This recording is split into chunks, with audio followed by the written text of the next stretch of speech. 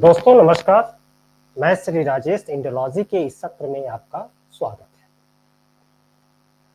हमारे यहाँ एक कहावत है, विनाश काले विपरीत बुद्धि।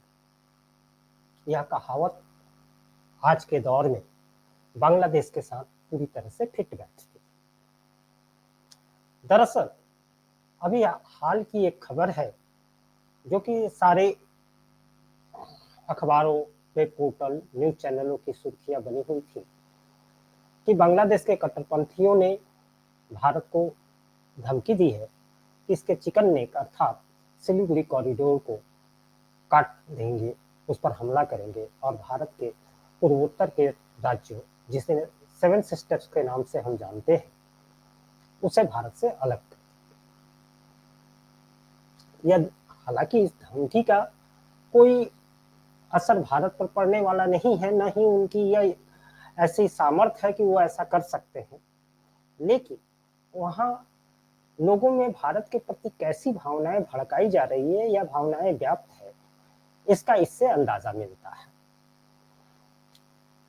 अभी अगर हम हाल में जो बांग्लादेश में घटनाक्रम हुआ, तख्तापलट हुआ, शेख हसीना को सत्ता से बेदखल किया गया, शेख हसीना भारत आ गई, इसके बाद इस पूरे प्रकरण में कैसे भारत विरोध की भावनाएं भड़काकर, हिंदुओं से नफरत की भावनाएं भड़काकर वहाँ हिंदुओं का कत्लेआम किया गया, हिंदू महिलाओं के साथ बलात्कार किया गया, उनकी संपत्ति की लूटपाट की गई, यहाँ तक कि वहाँ के हिंदू सरकारी कर्मचारियों से फिरौती की रकमें वसूलने की भी बात सामने आई।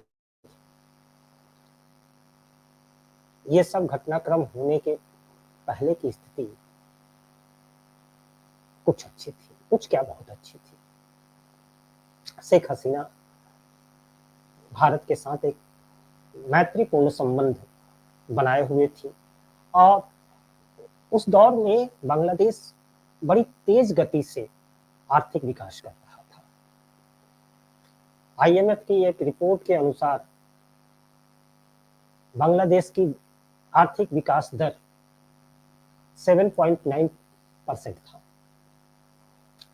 2015 में ही वह प्रति व्यक्ति आय के मामले में पाकिस्तान को पीछे छोड़ चुका था। 2024 में पर कैपिटा इनकम 2650 अमेरिकी डॉलर, जो कि भारत के पर कैपिटा इनकम के लगभग बराबर से थोड़ा कम है। इस दौरान शेख हसीना की सरकार ने अपनी नीतियों की वजह से गरीबी दर जो है उसको घटाकर 24.3% पर लाने में कामयाब हुई थी।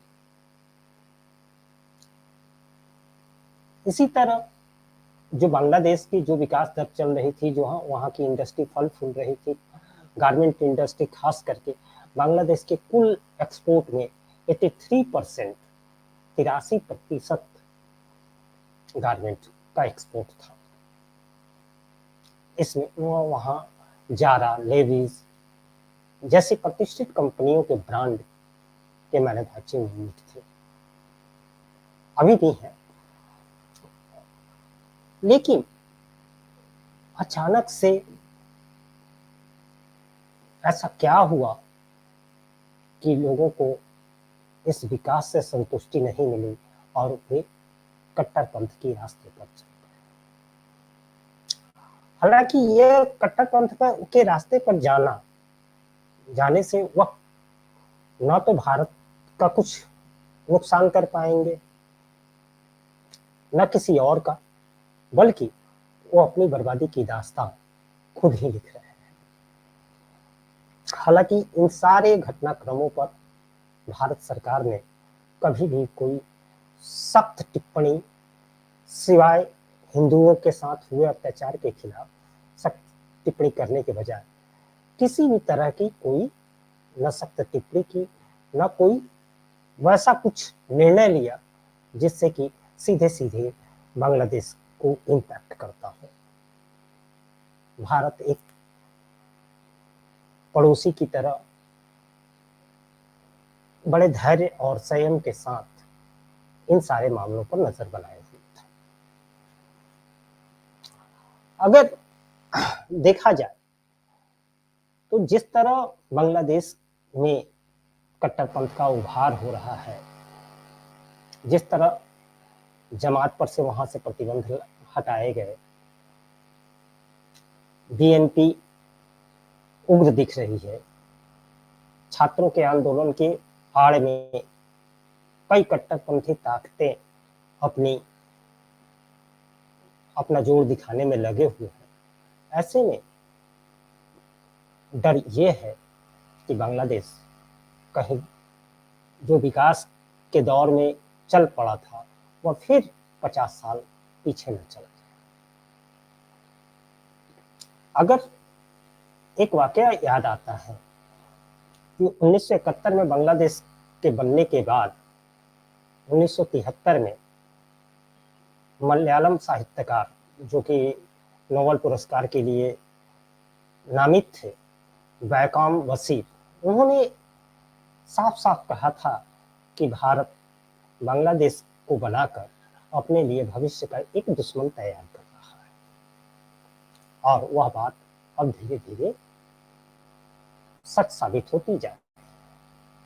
अभी हाल ही में हम लोगों ने देखा, खबरों में सुना कि बांग्लादेश पाकिस्तान से गोला बारूद खरीद रहा है।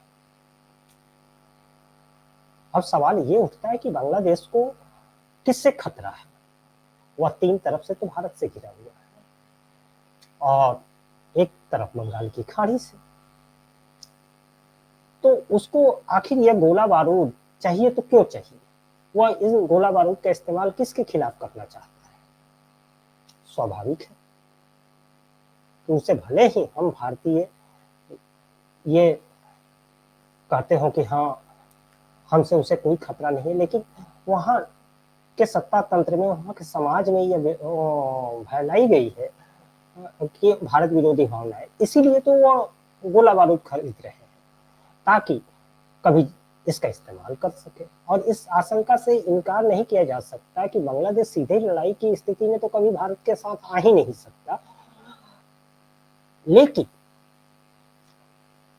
अगर वहां के माहौल शांत नहीं हुए और इस तरह की स्थितियां बनी रही तो जिस प्रकार हम लोगों ने पाकिस्तान प्रायोजित आतंकवाद को देखा है, वैसा दौर हमें पूर्वोत्तर के में देखने को मिल सकता है, जो कि बांग्लादेश के जरिए होगा। और इन बांग्लादेश के जरिए होने में बांग्लादेश खुद तो कुछ इस स्थिति में नहीं है कि वह खुद कर सके, लेकिन पाकिस्तान का सहयोग मिल सकता है, चाइना का सहयोग मिल सकता है, अन्य कई ऐसे भारत के एनिमी के रूप में देश है, कट्टरपंथी ताकतें हैं जो उन्हें इसके लिए उकसा सकती हैं और बांग्लादेश के जरिए पूर्वोत्तर में आतंकवाद की एक नई श्रृंखला खड़ी हो सकती है। हालांकि इस पर हमारी जांच एजेंसियों का निश्चित तौर पर नजर होगी, उसके लिए वो उसका उपाय भी कर रहे होंगे।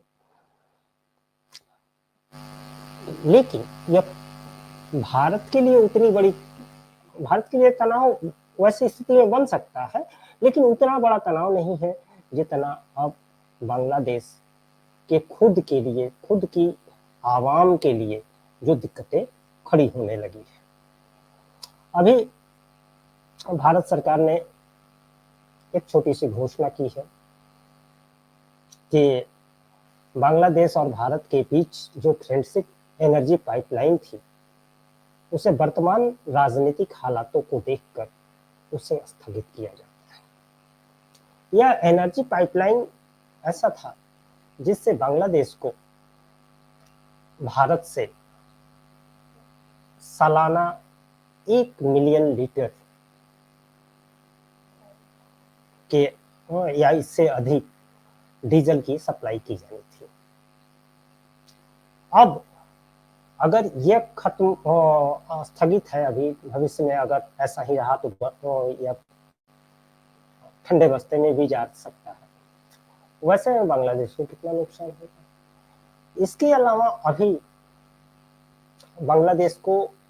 बांग्लादेश खाने पीने की चीजों के लिए भारत पर निर्भर है, बिजली के लिए भारत पर निर्भर है, इसके अलावा उसकी जो बैकबोन कही जाती है गारमेंट इंडस्ट्री, उसके लिए रॉ मटेरियल भी भारत से ही जाता है।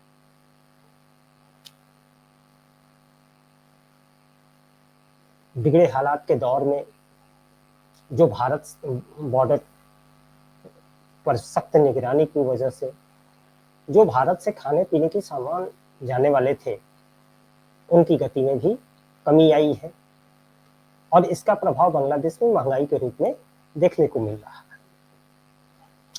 दूसरी तरफ बिजली के लिए भी अडानी ग्रुप का बिजली सप्लाई जाता था और उसके लगभग $1 बिलियन बकाया है।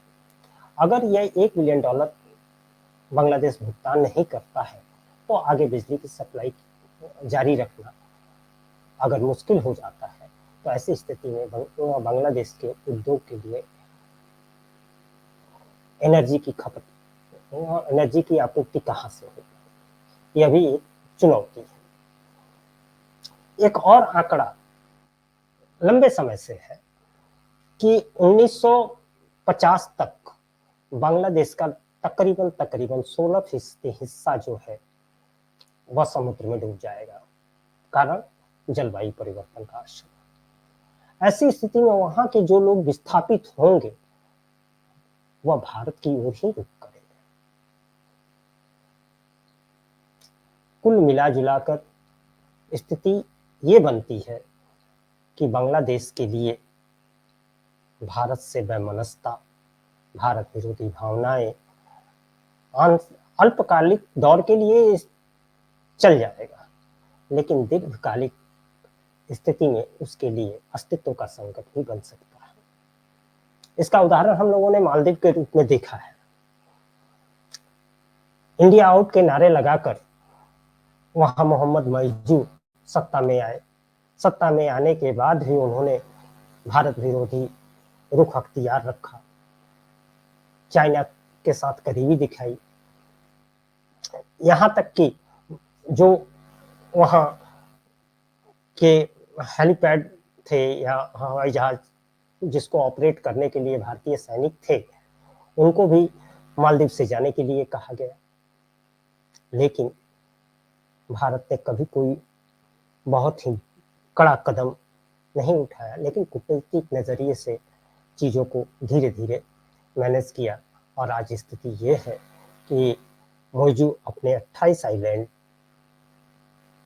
में विकास संबंधी कार्यों के लिए, हाइजीन और सैनिटेशन प्रोग्राम चलाने के लिए भारत को वो आइलैंड सुपुर्द किए। बांग्लादेश को मालदीव की इस चीज से सीख लेनी चाहिए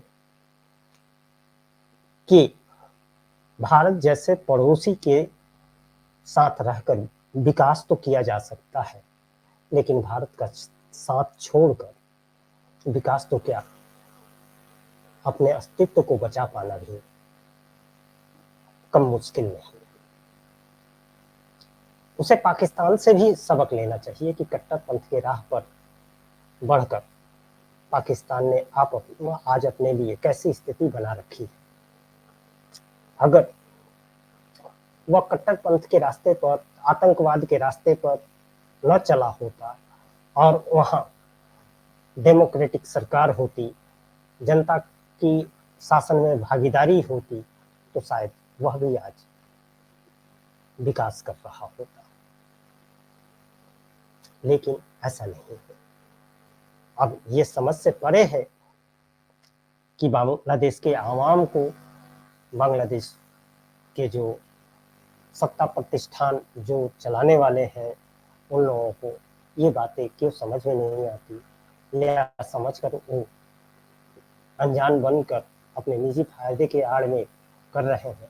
लेकिन इससे बांग्लादेश की आवाम को बहुत बड़ा नुकसान होने जा रहा है। बांग्लादेश को इस पर सामूहिक रूप से सोचना चाहिए।